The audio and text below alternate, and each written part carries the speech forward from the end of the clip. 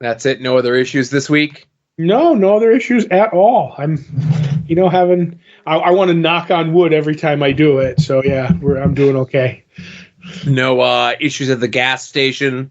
No, that $80 has been carrying you since a week and a half ago or whatever it was? No, I got people outside the Discord contact me in DM. So I'm like, oh boy. Like, isn't it fun when you say something on this dopey show of ours and then you see how far it actually goes out into the world? Yeah, and I'm like, and everybody got a glimpse of my crazy, Right. Because, my crazy, off, at the $100 tier, you know what I mean? Yes. But a lot of people don't know my full-on crazy, because I forgot you got to remember, we started doing a Fox and Friends kind of show where we had to be real nice. So and then the After Dark. So I was like, I don't know, just because we do the regular show, I shouldn't be that crazy me. And then now I'm like, I hit 50 and I'm like, fuck it, who cares? I tell stories on After Dark here all the time about, right, people confronting me in parking lots for things that I said on a podcast a year and a half ago. See, nobody confronts me because I'm not on any other podcast. There you go. Going all the way back years and years ago to before At Odds with Wrestling was a thing, to detail, my departures from companies and wrestling issues and stuff like that. I know you're getting there. You'll get there eventually. But there was a couple episodes of At Odds with Wrestling ago that I'm surprised haven't come back to, give me a tap on the shoulder, Oh, okay. Yeah. See, I'm feeling like I'm closer to the end of us doing this podcast than the beginning. And I don't mean that in any time soon that we'll be quitting. But what did we come up with, the number 13 years or something like that? Right. If you include different iterations. Yeah. If you include going all the way back to Three Guys from Nowhere, because we did Three Guys from Nowhere in late 2008, 2009. Mm-hmm. And then the legacy number that we have in the main show is wrapping all of those things in together. But again, you're talking, even if we look at 727 episodes, because that's what we have of the main show, even if we split that out by however many years that would be, right? Right. You're talking, that's, nearly 14 years, right?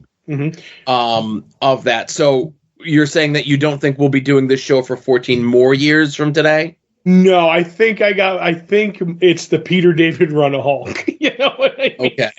No, I'm joking, because we're still going to do it. But I honestly don't see another 14 years. Okay. Because I'm 51, that would be 65, and I'll probably be retiring. I don't know if anybody's going to want to hear a 65-year-old man talk about comics. Maybe other 50-year-olds that are currently 40-ish now. Because you know what's going to happen? We're gonna turn into the Jim Clarinets of comic book podcasting. We're gonna be like, these new kids today with their comics, they suck. That's the bad impersonation. You do a better one, but anyway. I like to think that you and I are open-minded enough when it comes to the stuff that we like. Mm-hmm. Now, I could certainly see, we definitely on the main show try to be positive and stuff, and, we've made friends along the way, and, those things will always make us happy, and we definitely try to focus on those, and, they say accentuate the positives and hide the negatives. Right. I don't see us becoming, as you say, the Jim Clarinet of comic book podcasts, because that market is kind of already out there. No, it is. I know. In spades. Right. I feel as though we are very much in the minority when it comes to the way that we do comic book, reviewing. And again, if I was to go and look at every comic book podcast, I'm casting a very wide net. Or I'm casting a very small net across a wide sea of podcasts. I know House to Astonish is very positive about stuff, but they'll definitely poke where things need to be poked at if that's how it comes up, because when they do their shows, that they typically do like whatever the number ones would be for that week. And if it's a bad number one, they'll say it's a bad number one, you know? Right. If you haven't figured it out, a lot of times when we push a book and we're like, oh man, this is the book we're most looking forward to this week. And then the next week comes up and we don't talk about that book. There's a reason why. It slipped our mind, Joe? Is that the reason? Maybe. And, you know, I'm just saying it because I have the notes and everything in front of me, but 727 episodes, you know, at least whatever this iteration is, the 10 years that we've been doing this iteration of it, less than 10 times, I'd say, where we've had that come up, where it was the book we were both looking forward to. And we just didn't talk about it. Right. Could be more. You get that. I get that little Iggy in the email, like, so this is what we're doing, and what do you think about blank issue? And I'm like, I know where he's going with this. So, and that's typically the only time that we do any sort of whatever, like, you know, for feeling this week, each other out before the show on something. Yeah. Sometimes, like, I'll accidentally leave my chicken scratch notes in an email for a book, and Todd could kind of skim through those, but it's more or less like just reminder things as opposed to like this book good, this book bad sort of thing, right? That's my notes anyway. Yeah. So, but if it's like a good book and we have an angle on it, we don't like get ahead of things and say, okay, well, your thoughts are this and your thoughts are this. Let's mix them together and do our review. It's like, nope, we're talking about this book. I'm going to find out what Todd's opinion of it is on the air. And that's just the way it's always gone, you know? I know, and we can talk about it here. You know, I know we did the preview review of the epitaphs from the Edge or whatever it's called, the Oni Press. One of the EC books. Press book. And I felt as though we were fair in regards to our discussion of the book, but it definitely didn't knock my socks off. Right. And, you know, sometimes like when we do the preview reviews, when we did like Flash Gordon and we did Dick Tracy and so on and so forth, the marketing rep is like, you know, sending out the email to everybody that's on their list. And they say in the thing, it's like, hey, if you talk about the book on your podcast, blog, or whatever it is, send it over. Right. And when we did those episodes, I sent it over to them. And they just replied back saying, thank you very much. And that was it. Right. And then, you know, we make sure we tag them, and I'll see they were, you know, they'll share it on social media when those things sort of come out. But I didn't send an email when we talked about epitaphs from the abyss or whatever it was, you know. Right. And I will say this just on that, and we can move on, is on those two books, they should have led with the book that came second.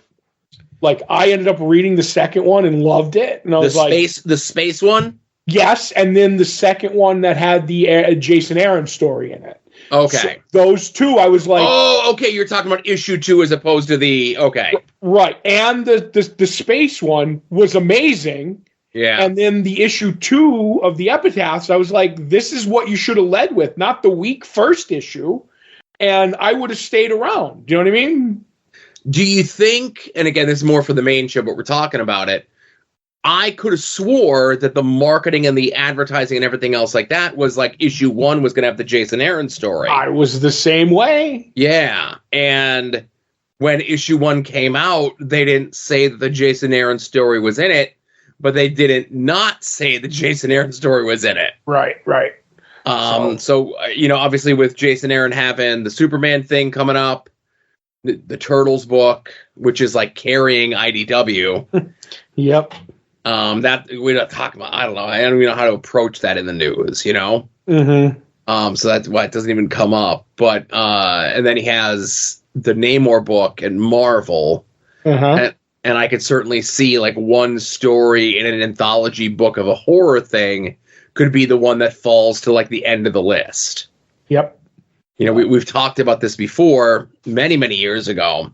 And again, After Dark becoming more comic centric, you know, it's a comic book podcast, whatever, right? Right. It happens once in a blue moon. What's it like? One every 100 shows we talk about comics on the After Dark? Something like that. Yeah. So when Jason Aaron was like hitting on all cylinders at Marvel, and he was doing Wolverine and the X-Men. Yep. Punisher, maybe? And a Punisher Max book. and the Punisher Max books start getting late, Right. And they had this back when this book still had letter pages in it, whatever. And he had the little, the editor or the writer or the artist could put whatever they wanted there.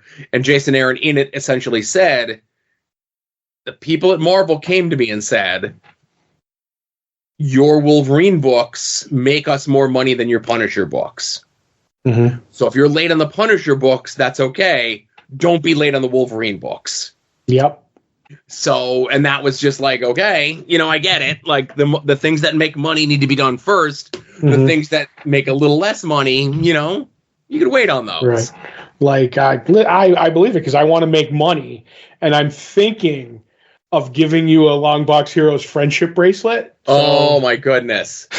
Are you gonna make me blow that on this show and not talk about it on At Odds? Or listen, I'm trying to ladle your warmth over there because I saw that today or yesterday. Yeah, and I was like, ooh, I want to talk to Joe. It's not often I want to hear him go off, but this one is one.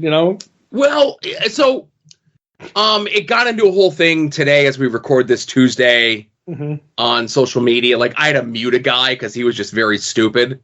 Okay. I'm sorry. I try not to be stupid. No, it wasn't you. So the long and the short of it is, if you're familiar with the professional wrestler Phil Brooks, you might know him better from his movies that he's in. Or his Talking Dead days. Right, his Talking Dead commentator days, his 0-1-1 UFC record. Also, isn't he a Raspberry Jam spokesman? He is a Raspberry Jam enthusiast. Okay, just double checking. Yes. So very, very long story short, at WrestleMania weekend, April, a fan gave him one of those like little kid friendship bracelets that you could like beads and letters and shit like that. Like I have one from my niece that she gave me. It says Uncle Joe, and I wear it all the time when I leave the house. Right. I think I saw that at the Legendary Wid show. Yes. Okay. I don't wear it around the house. She doesn't know how thick and fat my wrists are. So if I just wear it all the time, it would cut off the circulation and my hand would fall off. Right. So he wears it. People notice it. He gives props to the girl who made it. And again, I say girl. She's like 24 years old, right? And she's just a fan. She's just like, she's not somebody who like, oh, here's my Etsy store or here's my podcast or my YouTube channel. She's just a fan, right? Right. So because it's acknowledged that that's the thing, the bracelet that Phil wears on TV is the one that this fan made for her, she gets a bunch of attention. So then they bring the bracelet into the storyline that's going on TV. Then last week they finally did and we're not going to get into the discourse of storytelling versus in wrestling companies and so on and so forth. Right. But they make it a focal point of the second biggest story on their TV. And then last week on TV, they finally break the bracelet, right? The bad guy gets the bracelet back, rips it apart, and shoves the beads in Phil's mouth so forcibly it makes him have raspberry jam smeared all over his face. Right. So then after that happened, Phil went on his Instagram and said, don't worry, everybody, the real bracelet is okay. We used a fake bracelet for our phony wrestling TV show. Kayfabe, motherfucker. Guys, I'm just saying, Hangman, whether it was a facade or they bought a fake house and said it was the guy's house, Hangman Adam Page burned down the facsimile of a real house. Okay? Right. So then this past Monday on WWF TV, it comes out that WWE, you, the fans at home, for the paltry sum of $10 plus shipping, you could buy your own AJ and April's CM Punk friendship bracelet, right? Right. AJ for his wife that he's with all the time? Did I say AJ and April? No, AJ and Larry. Larry's his stupid dog. Okay. AJ is his wife that he's with constantly. Okay, right. So people start pinging the girl, being like, yep, this is where it came into my purview. Are you getting a cut of the fucking money? What's going on, right? Mm-hmm. And I'm looking at the pictures, and so I don't know this girl. She's not like a person with something to plug or whatever it was. And her whole thing was like, it'd be nice if they let me know they were going to do this, you know? Mm. And I know Tim and Marcus a couple weeks ago said that there was a story going around that she was looking to try to get a payday from WWE from this, right? Right. And they just kind of mentioned it nebulously, didn't cite any sources or whatever it was. So that day I went and I scoured the girl's Twitter page, right? Right. And I'm like, did she say something like this? Or maybe like she said something and deleted it, you know? Mm-hmm. So essentially what she just said was like, you know, maybe I should like sell these bracelets myself. Right. Like she didn't say WWE owes me money for this. She just said like, maybe I can just make a bunch of them. Mm-hmm. And then she's like, I don't have that sort of time. I have a real life and a real job, and I can't be fucking around making bracelets all day. Right. So, you know, the risk and the reward isn't worth it for me, so I'm just not going to do it. Fuck it. Whatever, right? Mm-hmm.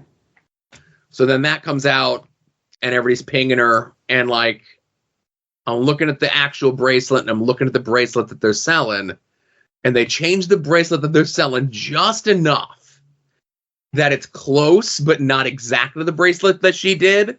Right. And I'm like, oh, I wonder if that was a concerted effort to make the bracelet different than hers so they can say, no, it's not your bracelet. Right. You know, there's black stars, not yours only had red and blue stars. This one has red, black, and blue stars, and they're in a different position. And instead of 4 beads in between every star, we did 5 beads. So it's very clearly a different bracelet, right? Right. It's the Vanilla Ice of bracelets. Yes. And I had a friend of mine tweet that famous clip of Vanilla Ice at me saying, like, you know, their bracelet goes dun dun dun dun dun dun dun, and my bracelet goes dun dun dun dun dun dun dun. See, it's not the same, right? Mm-hmm. So then they end up taking the bracelet down off the site. Oh, they did? Okay, now I'm still doing my investigation because I am a detective comic. Then people were saying that it was advertised as a 24-hour only sale. Oh, okay. And I'm like, well, the time frame doesn't line up.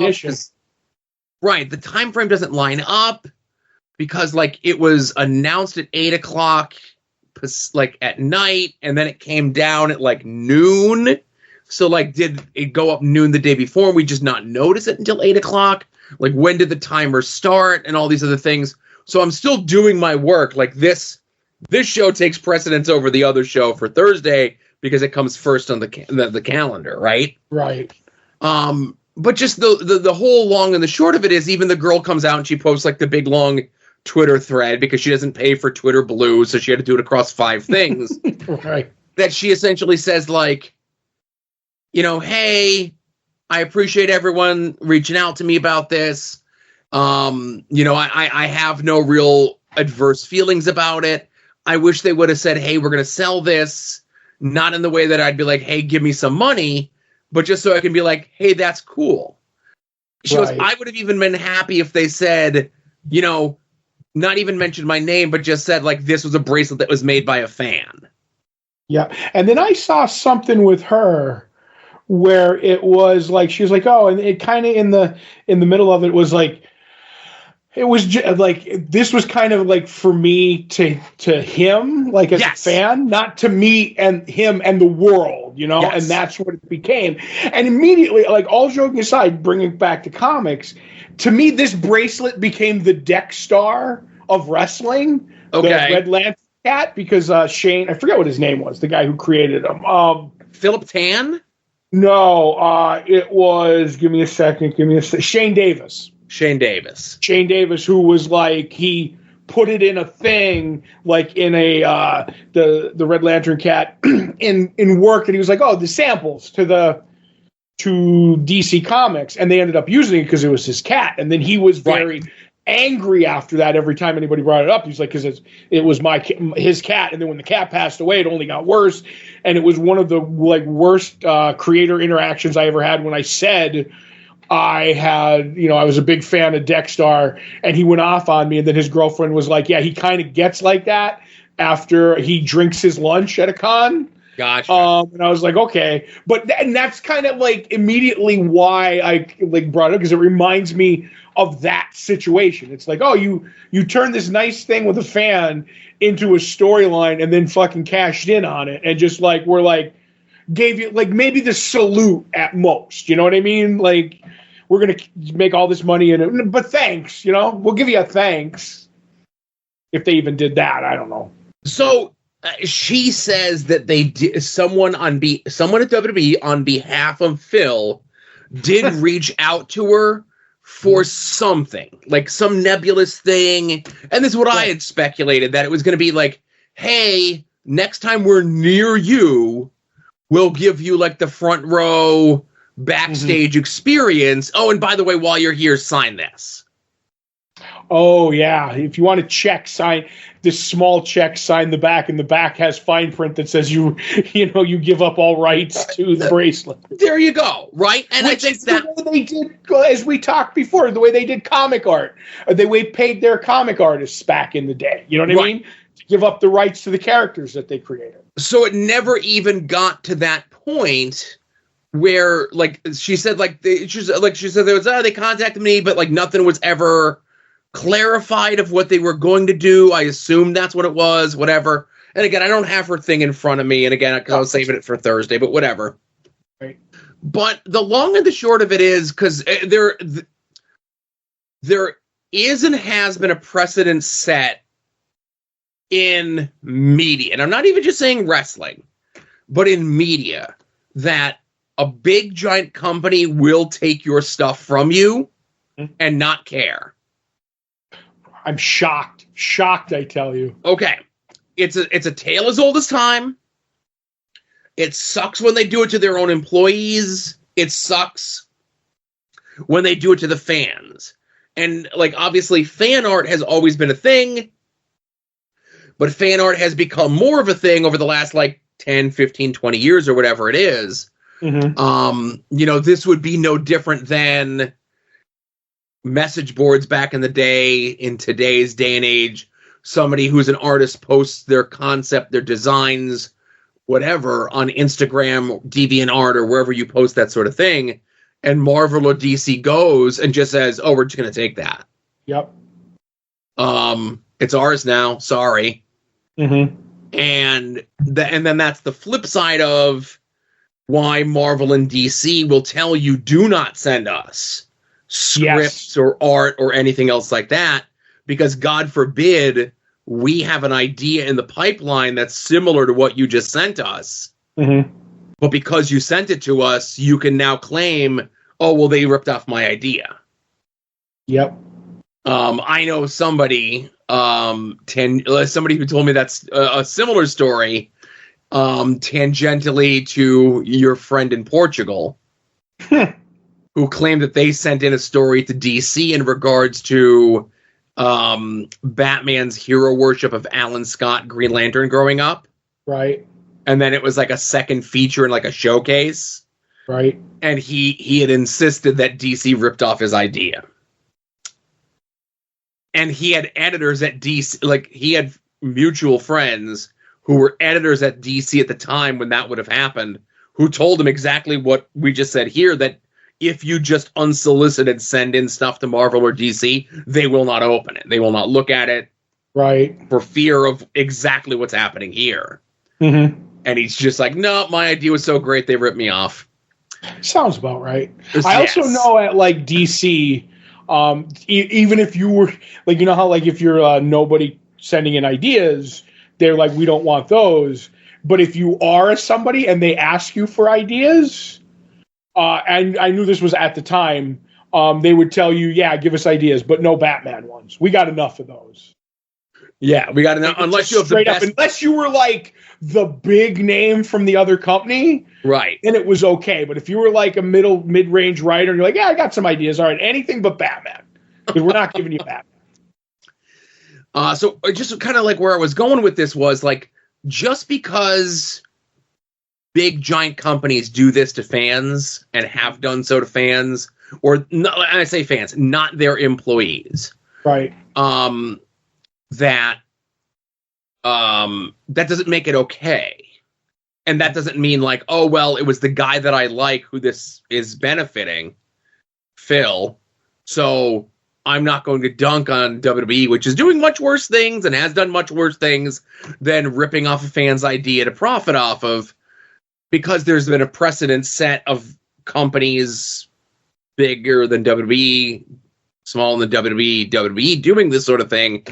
But then you get into situations where, on the flip side, the precedent has been set, and you may not have seen this. And again, I didn't get all the particulars because I'm not in that fan art community, okay? Mm-hmm. So at the beginning of, if you remember, because Todd lets on more about wrestling than he'll let you, like he knows more about wrestling than he lets you know, okay? What? Remember when Becky Lynch became the man? Yes, that I remember. Okay. So there was somebody in the fan art community who made like an art piece. And I don't know what the art piece is. I'm still doing my research. Like I said, I do a lot of work. Somebody in the fan art community made a piece involving Becky being the man. Mm-hmm. Becky reached out to that fan and said, I love this. Would it be okay if I use this on like an entrance jacket or ring gear or something? Right. And the fan's like, oh my God, I'd be over the moon about it, right? Mm-hmm. So Becky does. The fan's very happy. Becky asked for permission. The story should end there.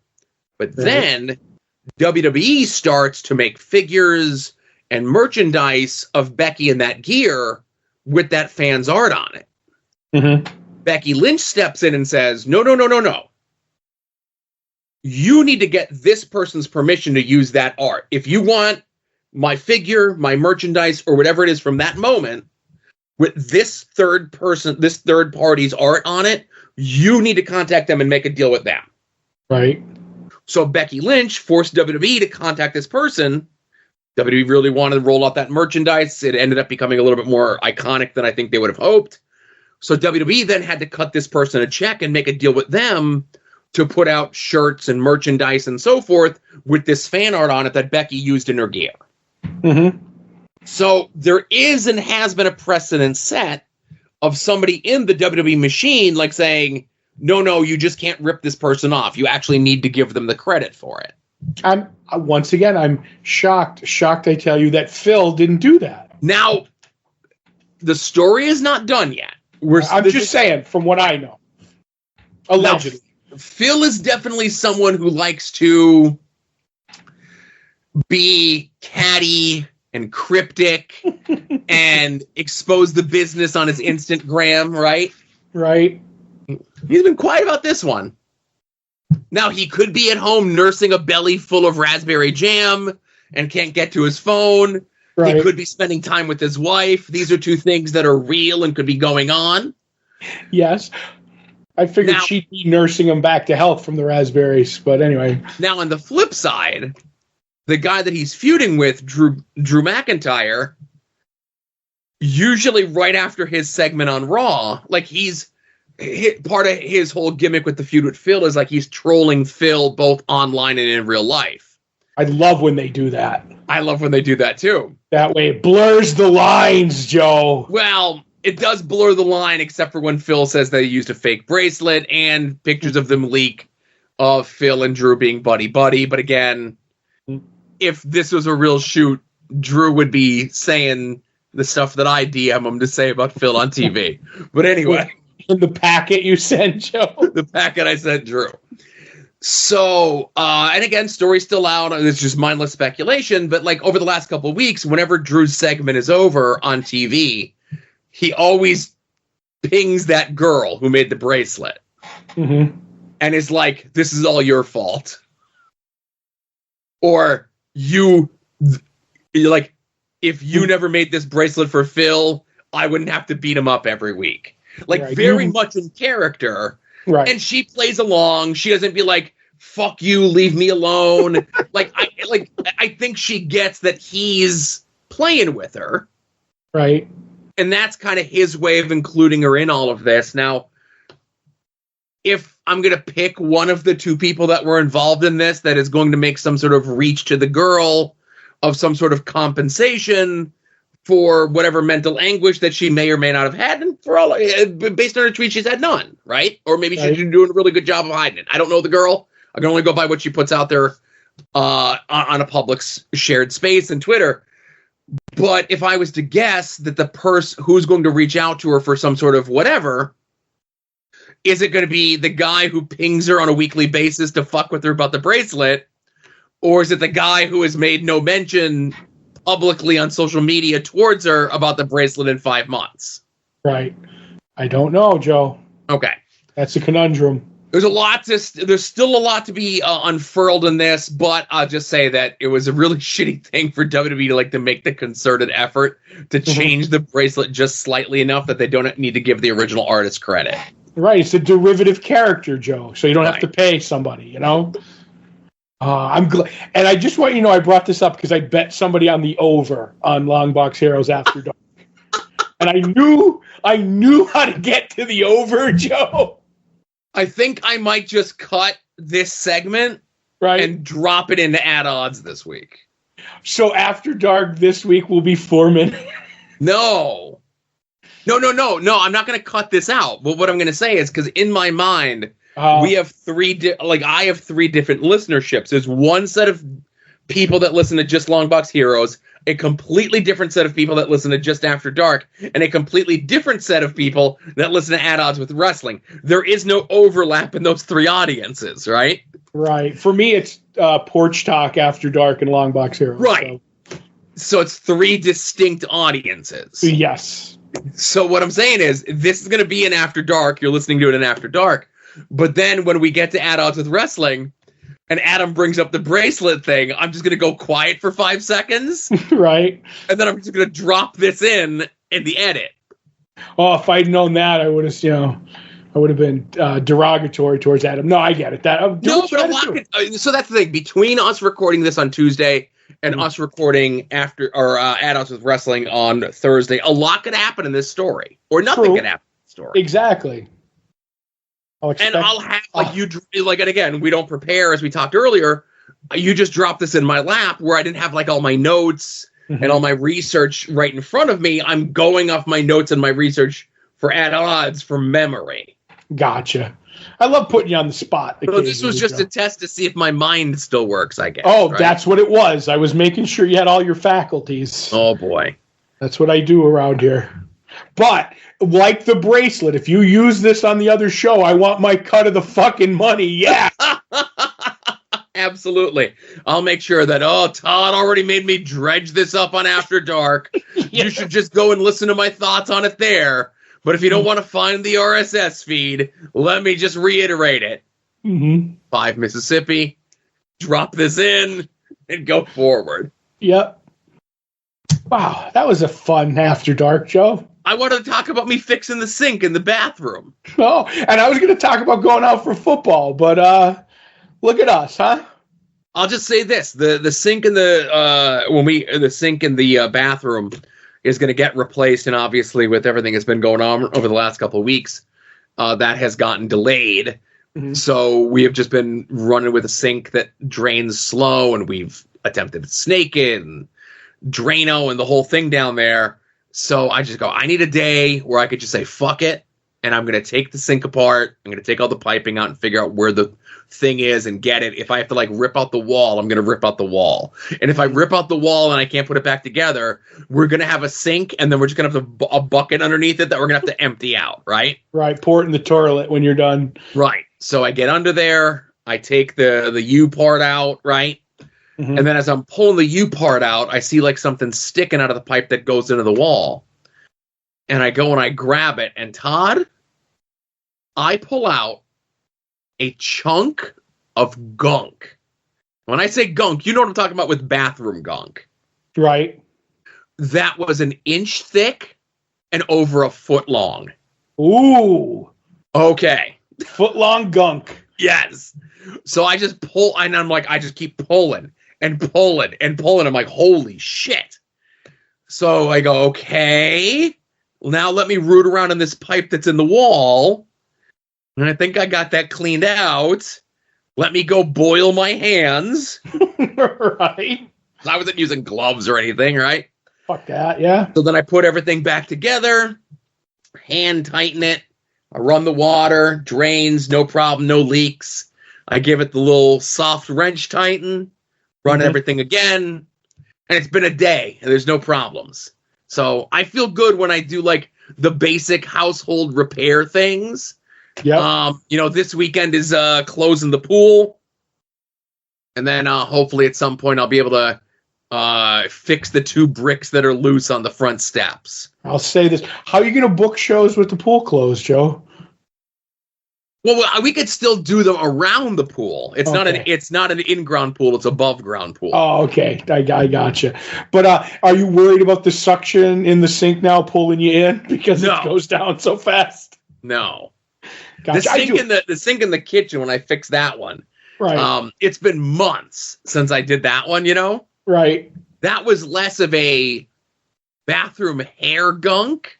Mm-hmm. And that the one of the kitchen was more of a kitchen grease glob. Ooh, those are good eating. Right. That I had to like use like 2 tools to like coax out of the wall, right? Right. So now, whenever I'm doing dishes or whatever it is, and I pull the stopper out to let it drain, and that thing just sucks the water down. Yeah. I get so excited. I'm like, I did that. That was me. I always say, anytime I change the taillights on my truck, I want to like bring an old car back to life because I feel like I have that automotive, mechanic in me, but I don't. So I know my limits though. I tried to do the taillights on my car. Mm-hmm. And then when I see like that there's entire casings that need to be removed and all this other shit, I'm like, I went to do the front headlights. That's the difference. The tail lights are always easy. Okay. I had to do my front headlights, and when I looked at the video on YouTube, because that's how you do these things these days. They told me on my big red machine, the Tundra, I have to take the fucking grill off. Yep. And I have to take 2. There's not the whole quarter panels, but there's 2 small quarter panels. Yeah. And take those off too. I drove right down to Toyota, which is 7 blocks from my house where I bought it, and I said, change all the fucking headlights. Yeah, I think I might have to see if I could do the taillight myself. The taillight's easy. I could do that if you had to. But the headlight for mine, it's like I'm watching the video on it. They're like, okay, so just get your ratchet set and take these 6 bolts out. Mm-hmm. Then be no bolts with fucking headlights. That's what I said. And then like it's this whole part on the inside underneath the hood that you have to like take out an entire piece. Mm-hmm. And then there's 6 screws that you have to get underneath the car to get.